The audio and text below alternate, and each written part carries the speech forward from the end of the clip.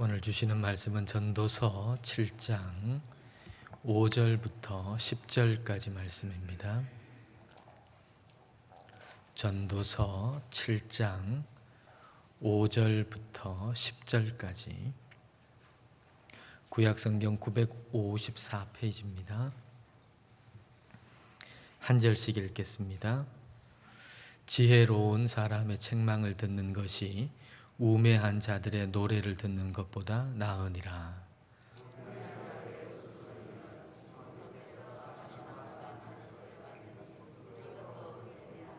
탐욕이 지혜자를 우매하게 하고 뇌물이 사람의 명철을 망하게 하느니라.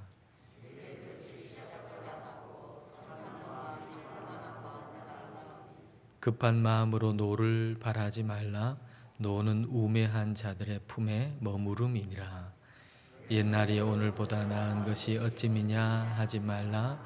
이렇게 묻는 것은 지혜가 아니니라. 아멘. 우리 옆에 분 축복할까요? 사랑합니다. 축복합니다. 축복하겠습니다.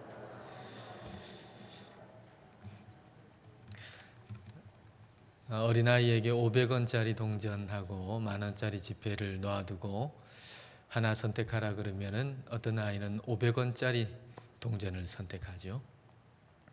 그게 좋아 보이나 봅니다. 그러나 그 아이가 이제 화폐의 가치를 배우고 난 다음에는 10,000원짜리를 두고 500원을 선택하는 일은 없어지게 됩니다. 이 화폐의 가치만 아니라 우리의 삶의 가치관 그리고 영적인 가치관에 대해서 우리가 배워야 합니다.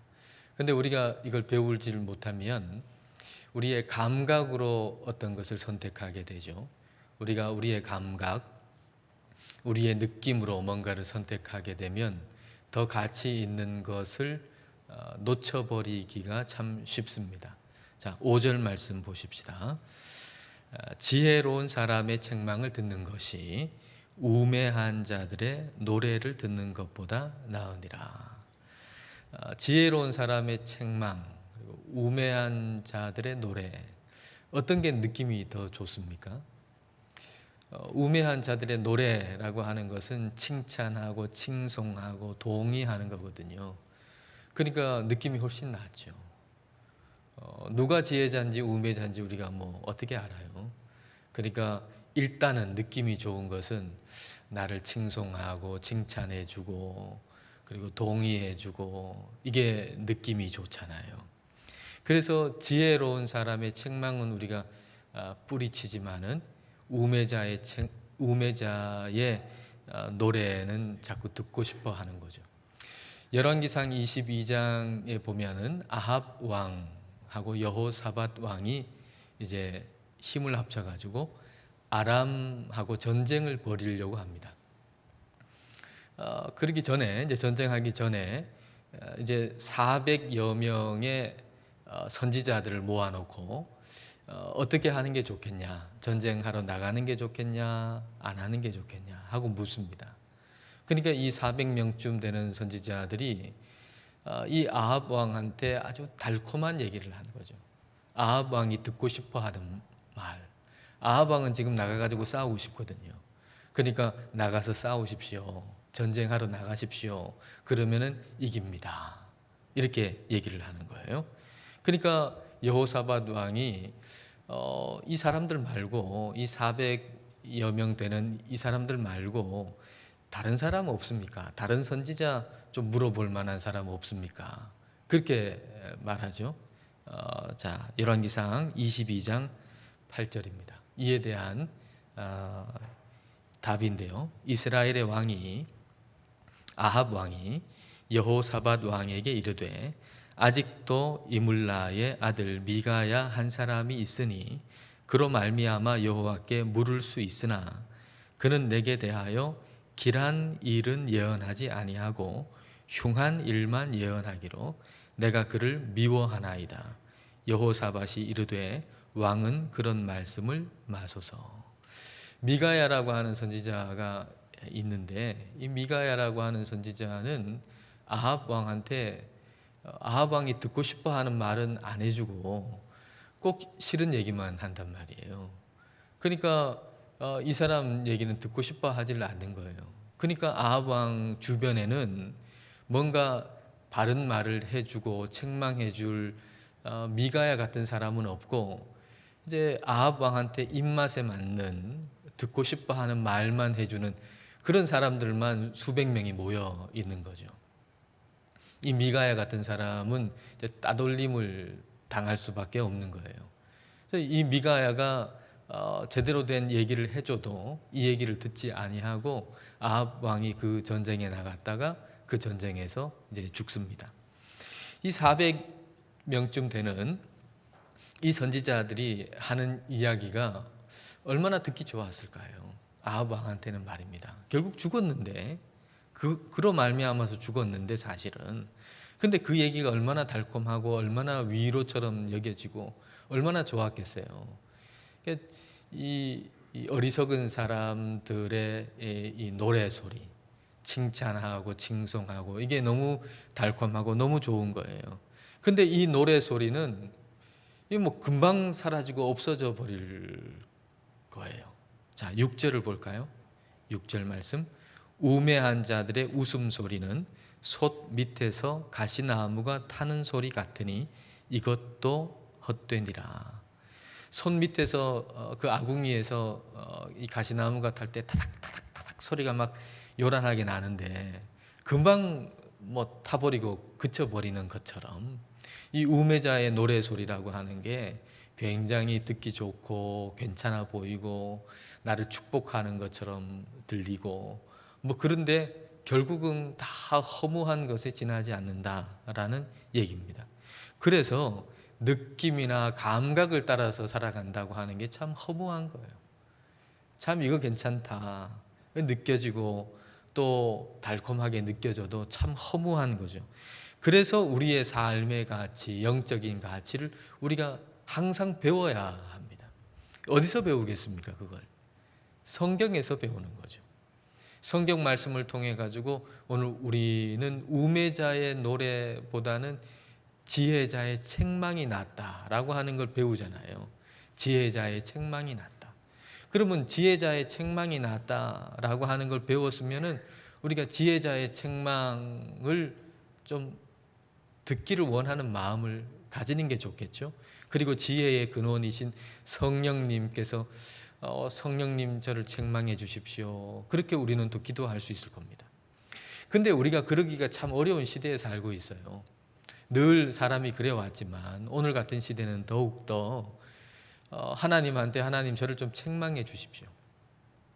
제가 좀 뭐 그릇 까고 있고 잘못 생각하고 있는 것이 있으면 성령님 좀 깨닫게 해주시고 저를 좀 책망해 주십시오.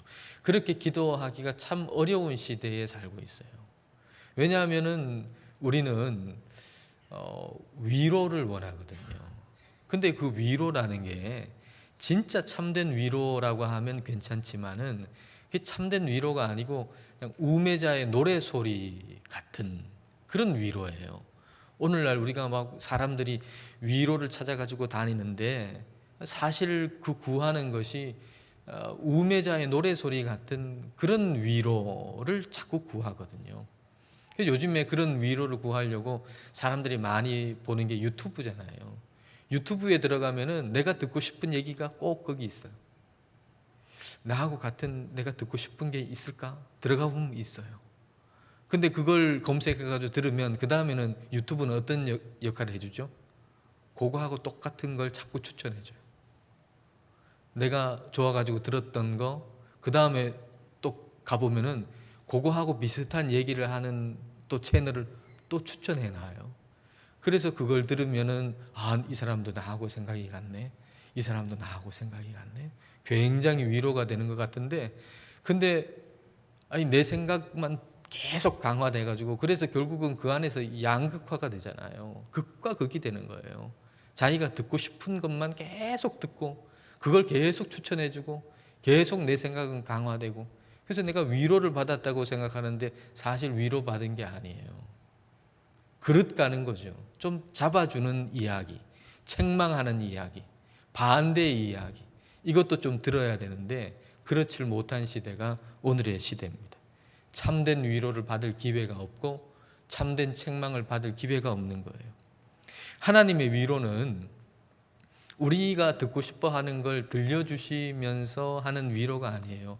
우리가 들어야만 할 것을 듣게 해 주셔서 우리를 살리는 위로예요. 살리는 위로.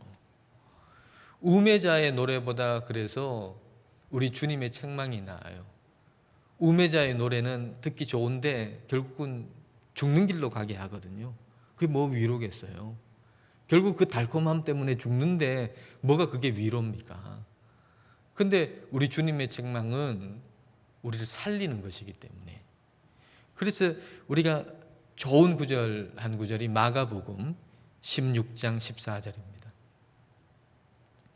마가복음 16장 14절에 이렇게 기록되어 있어요. 그 후에 11 제자가 음식 먹을 때에 예수께서 그들에게 나타나서 그들의 믿음 없는 것과 마음이 완악한 것을 꾸짖으시니 이는 자기가 살아난 것을 본 자들의 말을 믿지 아니함일러라. 예수님께서 부활하셨는데 이 부활하신 것을 보고 사람들이 제자들한테 예수님 부활하셨다 알려줘도 제자들이 안 믿는 거예요. 그러니까 예수님께서 부활하신 예수님께서 그들에게 나타나셔가지고 식사하시면서 그들 믿음 없음을 마음의 완악함을 꾸짖으셨다 그랬어요. 꾸짖으셨다. 책망하셨다. 그래 어떻게 믿겠냐. 죽은 사람이 다시 살아났다는 걸 너희가 어떻게 믿겠냐. 믿을 수 없는 것도 뭐 당연한 일이겠지. 여러분 이게 위로가 아닙니다. 우리는 어쩌면 그런 위로를 원하는지도 모르겠어요. 사람들은 그래 그거 어떻게 믿냐 그거를 어떻게 믿겠어 그거 참 안 믿는 거 못 믿는 거 어쩌면 당연하지. 근데 그게 위로가 아니에요. 우리 주님은 책망하시잖아요. 믿음 없는 것에 대해서 마음이 완악한 것에서 책망하시잖아요. 그렇게 책망하셔가지고 믿음이 새롭게 돼가지고 살게 하시려고. 위로하는 것처럼 보이는데 믿음 다 죽이면 영혼이 죽고 그게 무슨 위로예요. 책망하시더라도 다시 재무장해가지고 믿음이 살아나가지고 영혼이 살아나는 거 그게 진짜 위로죠. 주님의 책망은 우리를 살리시고 그리고 우리를 지혜롭게 하는 책망이에요. 그래서 우리가 어리석게 되지 않도록 늘 조심해야 합니다. 7절을 보실까요? 7절 함께 읽겠습니다. 탐욕이 지혜자를 우매하게 하고 뇌물이 사람의 명철을 망하게 하느니라. 여기 탐욕이라고 번역된 히브리어가 오세크라고 하는 단어인데 이게 원래 의미는 억압한다는 의미예요. 억압한다. 근데 억압한다라고 하는 요 단어를 탐욕이라고 이제 번역한 것은 뒤에 뇌물이 같이 나오잖아요. 그러니까 이 돈이 억압하는 거예요. 돈이 억압하는 거.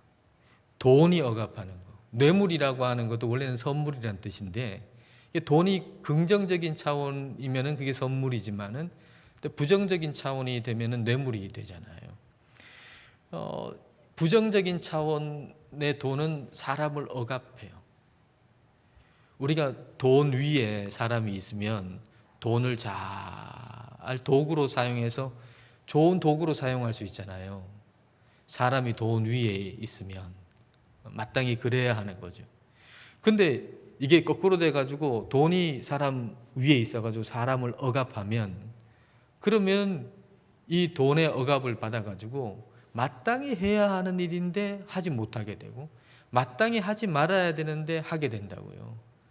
돈이 억압하는 이 모습을 표현한 것이 바로 뇌물이라고 하는 단어고 탐욕이라고 하는 단어예요. 탐욕과 뇌물은 돈이 사람을 억압하는 상태에 있는 거죠. 우리가 그걸 허용하는 거예요.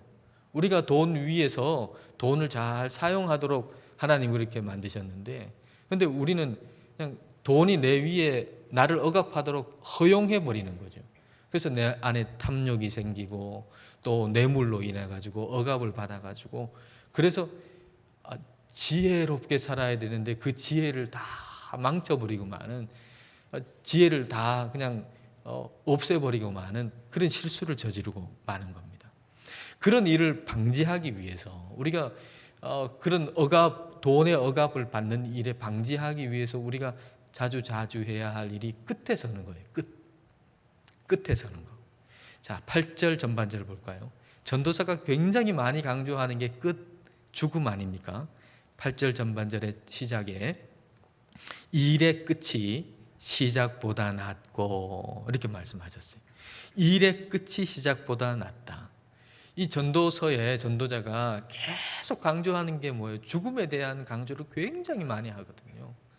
죽음 앞에 서봐라. 끝에 서봐라. 죽음과 이 끝에 대한 강조를 전도서만큼 많이 하는 곳도 아마 없을 거예요. 근데 우리 사람의 영성이라고 하는 게 말이죠. 우리 믿는 사람들의 영성이라고 하는 게 말입니다. 그냥 단순하게 신앙 연수가 오래됐다고만 해가지고 영성의 깊이가 꼭 깊은 것은 아닌 것 같더라고요. 나이가 많다고 해가지고 신앙의 영성의 깊이가 꼭 깊은 것은 아닌 것 같아요. 죽음 앞에 끝에 서는 것을 게을리하면 그러면은 나이가 많은데도 신앙 연수가 꽤 많은데도 믿음이 어린아이 같아요. 근데 젊은 사람이라도 끝에 서보는 일들을 많이 하고 죽음 앞에 서보는 일을 많이 하면 그러면 그 사람은 젊은 사람임에도 불구하고 영성의 깊이가 굉장히 깊은 걸 발견하게 됩니다. 끝에 서보는 거예요. 은퇴하는 날에 서보고 죽는 날에 미리 가 서보는 거죠. 근데 그게 쉬운 일이 아니잖아요. 왜 그렇죠? 두려우니까. 죽음에 대한 두려움이 있으니까 끝에 선다고 하는 게 그렇게 쉬운 일이 아니에요. 죽음 앞에 미리 서본다는 거 그렇게 쉬운 일이 아니에요. 모리스라고 하는 사람이 자기 책에서 사람들이 죽음에 대해서 뭘 두려워하는가 하는 것을 이제 조사를 해가지고 적어놨는데요. 사람들이 상당수는 부검으로 인해 가지고 신체가 훼손될까봐 두려워한대요. 어떤 사람은 죽어갈 때에 아무도 알아차리지를 못하고 가족들한테 버림받을까봐 두려워한대요.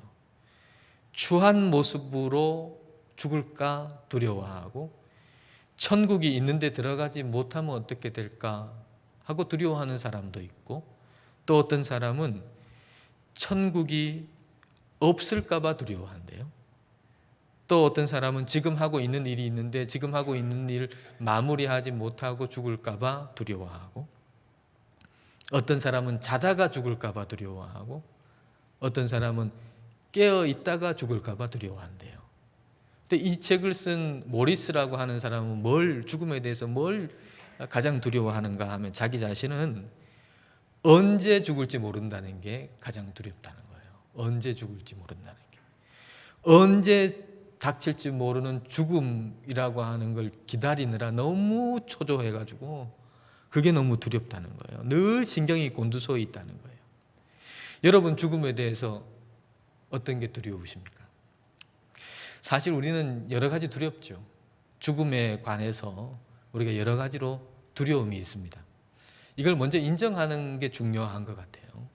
나는 뭐 죽으면 안 두려워 뭐 이렇게 하기보다 죽음이라고 하는 게 참 두렵잖아요, 사실은. 우리가 인정하는 게 좋을 것 같아요. 죽음이 두렵다. 어떠한 면이 두렵다는 거. 우리의 단어로 표현하는 것도 좋을 것 같습니다. 왜냐하면 두려움이라고 하는 건 감추어져 있을 때 그게 힘을 발휘하거든요. 그러니까 내 속에 있는 죽음에 대한 두려움을 단어로 표현해 보는 거죠. 내가 어떠한 경우에 어떠한 모습이 어떠한 게 죽음에 관해서 내가 두렵다 이렇게 표현해 보는 겁니다. 그리고서 두려움의 종류를 좀 바꿔보는 거예요. 두려움이 있다는 걸 인정하고 그 다음에 두려움의 종류를 우리가 바꾸어 보는 거예요. 저와 여러분은 그게 가능할 겁니다. 두려움의 종류를 바꾼다는 게. 왜냐하면 우리가 지난주 수요일 날 사도 바울이 이 끝에 대해서 죽음에 대해서 가지는 태도를 함께 나누었죠. 바울이 어떤 마음을 가지고 있나요? 끝에 대해서 제일 원하는 건 뭔가요? 자기가 살아있을 때 우리 주님 오시는 거예요. 빨리 오늘이라도 주님 와가지고 내 지금 육신을 가지고 사는 삶이 끝이 나기를 원해요. 그리고 그 다음 원하는 건 뭐죠? 내가 죽어서 당장이라도 예수님 만나는 거, 그걸 원해요. 그렇다면 지금 살아있는 것보다 오히려 지금 죽어서 예수님 만나는 것을 원하는 것이 그리스도인의 태도라면, 저와 여러분에게도 그런 마음이 있다면, 그렇다면 우리가 끝에 대해서, 그 마지막 죽음에 대해서 가질 두려움은 그 끝에 서서, 그 마지막 죽음 앞에 서서 죽음이라고 하는 선생으로부터, 끝이라고 하는 선생으로부터 배울 게 어마어마하게 많은데 그거 하나도 안 배우고 죽음을 맞이했다, 죽음을 맞이하게 된다. 이게 진짜 두려움인 거죠. 그렇지 않겠어요? 우리가 신앙이 있어서 내가 죽으면은 우리 주님 예수님 만난다라고 하는 그 믿음이 우리에게 있다면, 우리의 두려움의 종류는 우리가 살아가는 날들 동안 죽음이 너무 두려워가지고 죽음 앞에 서보질 않는 거예요. 죽음을 생각도 안 하는 거예요. 내 끝을 생각도 안 하는 거예요. 그래서 그 끝이라고 하는 선생이 나한테 줄 교훈이 너무너무 많은데, 그 죽음이라고 하는 선생이 나한테 줄 이 레슨이 너무너무 많은데, 근데 하나도 배우질 않고 죽음 앞에 턱 서가지고 죽어버린다. 이게 진짜 두려워할 일이다라고 하는 얘기입니다. 죽음 앞에 끝에 미리 서가지고 그렇게 죽음이라고 하는 선생으로부터 우리가 배우면, 그러면 참 많은 도움을 받게 돼요. 교만할 일도 많이 줄어들어요. 화낼 일도 많이 줄어들게 돼요. 왜냐하면 교만하거나 우리가 분노를 내거나 이게 내가 계속 살 거라고 생각하니까 그런 게 강화가 되거든요. 내 분노나 교만이나 이건 내가 계속 살 거라고 생각하니까 그게 그 분노, 그 교만이 자꾸 강해져요. 여러분 8절과 9절을 보십시다. 8절과 9절 같이 읽겠습니다. 일의 끝이 시작보다 낫고 참는 마음이 교만한 마음보다 나으니 급한 마음으로 노를 바라지 말라. 노는 우매한 자들의 품에 머무름이니라. 끝을 생각하지 않으면 내가 주인 같거든요. 그래서 교만한 마음이 자꾸 생겨요. 분노도 자꾸 생기고. 내가 주인 같으니까 조금 나하고 뒤틀리면 굉장히 분노가 생긴다고요. 그걸 폭발하게 되고. 근데 끝에 서 보면은 내가 주인이 아니라는 걸 금방 알아요. 끝에 서 보면, 아, 이건 놓고 가야 되네. 떠나야 되네. 내가 주인 아니구나. 내가 주인이 아니라는 걸 알면 우리 주님의 처분에 맡길 줄 알게 돼요. 그리고 오래 참을 수 있어요. 내가 주인이라고 생각하니까 자꾸 화가 나는 거지, 이게 내가 주인이 아니구나라고 하는 걸 깨닫게 되면, 그러면 화낼 일도 오래 참을 수가 있어요. 예수님 믿는 사람은, 예수님 믿는 저와 여러분은 처음보다 끝이 더 좋은 사람들이에요.